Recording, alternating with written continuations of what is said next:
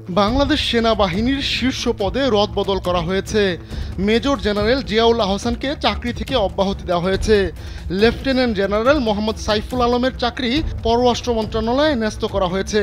Lieutenant general Mohammad Mujibur রহমানকে GOC army training and doctrine command, lieutenant general Ahmad Tabrez Shams চৌধুরীকে সেনাবাহিনীর quartermaster general, lieutenant general Mizanur Rahman শামীমকে সেনাবাহিনীর chief of general staff, lieutenant general Mohammad Shahinul হককে commandant NDC এবং major general ASM Ridwanur রহমানকে এনটিএমসির মহাপরিচালক হিসেবে নিয়োগ দেওয়া হয়েছে।